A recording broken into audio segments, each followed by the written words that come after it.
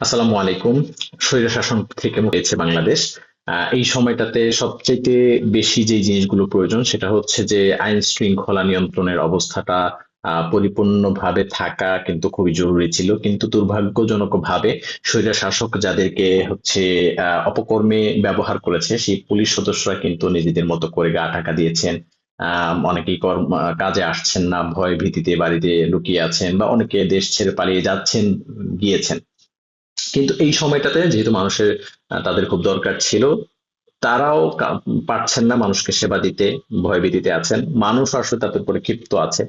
এই সময়টাতে বিশেষ যে দায়িত্বগুলো, বিশেষ করে বাংলাদেশের সিটি শহরগুলোতে, ঢাকা সিটি শহরগুলোতে, মেট্রো শহরগুলোতে কিন্তু ট্রাফিক ব্যবস্থাটা খুবই জরুরি। সেই দায়িত্বটা কিন্তু এখন পালন করছে শিক্ষার্থীরা।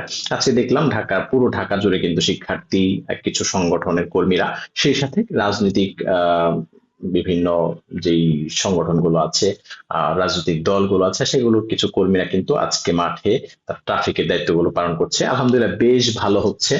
আম, আহ, কিছু কিছু জায়গায় তারা যেহেতু ওয়েল ট্রেনিং না, কিছু কিছু জায়গায় ভুল হয়ে যাচ্ছে, কোনটা আগে ছাড়তে হবে কোনটা পরে ছাড়তে হবে, কোন রাস্তাটা ছেড়ে কোনটা বন্ধ করতে হবে, এটার ক্ষেত্রে অনেকটা ভুল হয়ে যাচ্ছে। আবার অনেক উচ্ছৃঙ্খল আমরা আমাদের জাতি, আমরা অনেক উচ্ছৃঙ্খল মানুষ আছেন যারা হচ্ছে এই আহ ব্যবস্থাটা মানতে চাচ্ছেন না, উচ্ছৃঙ্খলতা করছেন, তাদের জন্য বেশ কিছু সমস্যা দেখা দিচ্ছে।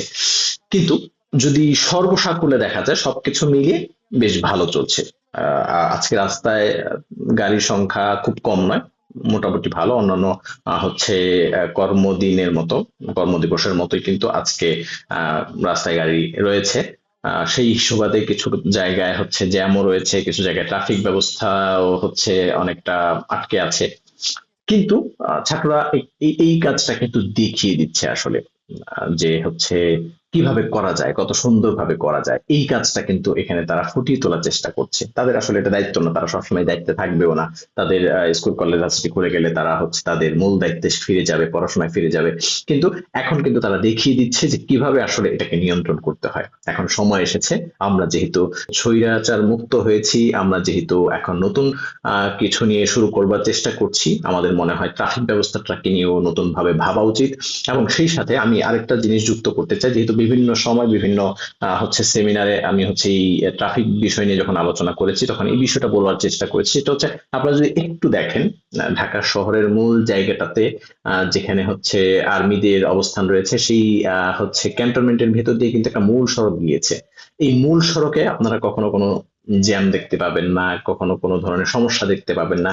শুধুমাত্র একটি কারণ, সেখানে যে ট্রাফিকের কড়াকড়িটা এটা নিয়ন্ত্রণ করেন কিন্তু সেনাবাহিনীর পক্ষ থেকে। যার কারণে মানুষ মনে করে, যারা হচ্ছে আইন ভঙ্গ করে, তারা মনে করে যে এখানে আইন ভঙ্গ করলে আমাকে সাথে সাথে শাস্তি পেতে হবে, এবং সেটা গুরুত্বপূর্ণ শাস্তি হবে। তো এই কারণে কিন্তু সেখানে এই আইন বহির্ভূত কোনো কিছু করবার সুযোগ থাকে না। আমার মনে হয় আমাদের পরবর্তী এই যে স্বৈরাচার মুক্ত দেশটাকে সাজানোর জন্য, দেশের শহরগুলোকে সুন্দরভাবে ট্রাফিক মুক্ত করবার জন্য সেনাবাহিনীর কাছে কোনোভাবে এই ট্রাফিক ব্যবস্থাটা দেওয়া যায় কিনা, এই বিষয়ে মনে হয় যারা কর্তা রয়েছেন, যারা হচ্ছে সরকার পরিচালনা করবেন, আইন শৃঙ্খলা নিয়ন্ত্রণ করবেন, তাদের ভেবে দেখা উচিত আছে। এবং সেই সাথে তাদের অন্তত যদি হচ্ছে তারা দৃশ্যমান ভাবেও তাদেরকে দায়িত্ব না দেওয়া যায়, পরোক্ষ ভাবে তারা প্ল্যানিং এ থাকতে পারে কিনা এই বিষয়ে, সেই বিষয়ে ভাবা যেতে পারে। বা ট্রাফিক পুলিশ যারা কাজ করবেন তাদের নিয়ন্ত্রণে থাকতে পারে কিনা, অথবা সেনা সদস্যের মাধ্যমে সিটি শহরগুলোতে ট্রাফিক নিয়ন্ত্রণ হতে পারে কিনা এই বিষয়ে। এবং সেই সাথে আইনের প্রয়োগ, আইনের কড়াকড়িটা, আইনের যে বাস্তবায়নটা, যেহেতু আমাদের দেশের জবাবদিহিতার জায়গা থাকে না সরকার ক্ষমতায় আসার পরে, তখন কিন্তু আহ যারা দায়িত্ব পালন করেন তাদেরও জবাবদিহিতার জায়গা থাকে না। এখন যেহেতু সরকারের জবাবদিহিতার জায়গা আছে জনগণের কাছে, আমার মনে হয় যারা দায়িত্বে থাকবেন তাদের আহ, জবাবদিহিতার জায়গা থাকবে সরকারের কাছে, এবং এই আইনগুলো ভালোভাবে প্রয়োগ হবে। এবং সেই সাথে ঘুষ বাণিজ্য এগুলো বন্ধ করে কিভাবে আরো সুন্দর করে, চাঁদা বাণিজ্য বন্ধ করে কিভাবে সুন্দর করে ট্রাফিক গুলো নিয়ন্ত্রণ করা যায়, সেই ব্যবস্থাপনায় যদি আমরা এগুতে পারি, এগুতে চাই, তাহলে মনে হয় সেনাবাহিনীর সহযোগিতা নেওয়া আমাদের জন্য খুবই জরুরি। কারণ সেনাবাহিনী একটা সুশৃঙ্খল সশস্ত্র বাহিনী, যে হচ্ছে শৃঙ্খলার সাথে অনেক কাজ আঞ্জাম দিতে পারে। আমরা অতীতেও দেখেছি, বর্তমানেও দেখছি, আশা করি ভবিষ্যৎ, আমাদের আকাঙ্ক্ষী ভবিষ্যৎটা তারাই দিতে পারবে। এবং সেই সাথে যে আইনগুলো হবে তার কড়াকড়ি এবং হচ্ছে প্রয়োগ নিশ্চিত থাকবে, কিন্তু এই ট্রাফিক ব্যবস্থাটা আরো বেশি সুন্দর হতে পারে।